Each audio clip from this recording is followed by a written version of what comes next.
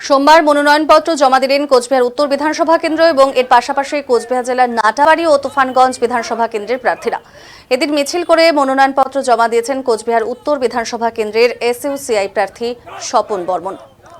এর পাশাপাশি মনোনয়ন জমা দেওয়ার প্রথম দিনই কিন্তু এই মুহূর্তে দেখাচ্ছে কিন্তু কোচবিহারে যে তুফানগঞ্জ ও নাটাবাড়ি কেন্দ্রের এসইউসিআই প্রার্থীরা কিন্তু মনোনয়নপত্র জমা দিয়েছেন।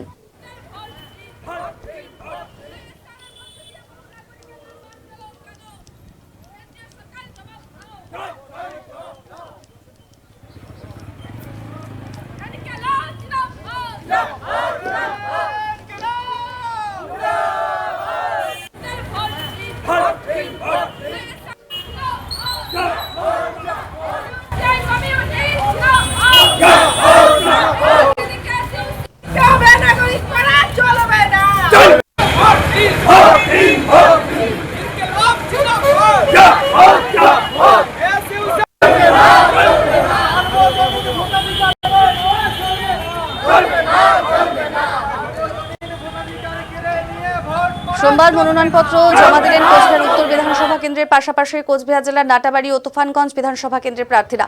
এদিন মিছিল করে মনোনয়নপত্র জমা দেন কোচবিহার উত্তর বিধানসভা কেন্দ্রের এসইউসিআই প্রার্থী স্বপন বর্মন।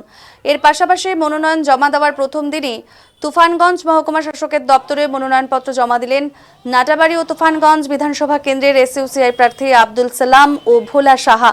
এদিন এসইউসিআই এর দলীয় কার্যালয় থেকে মিছিল বের করে মহকুমা কার্যালয়ে আসেন এবং সেখানে তারা মনোনয়নপত্র জমা দিয়েছেন।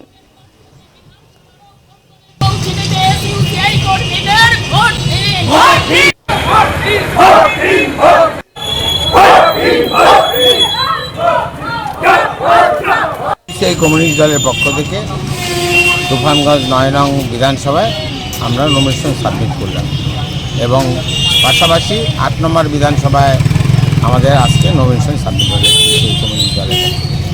মানে দুটো বিধানসভায় আজকে আমরা জমা দিলাম। আপনার নাম? আমার নাম ভোলা সাহা, আমি ৯ নং বিধানসভার প্রার্থী আর ৮ নম্বর বিধান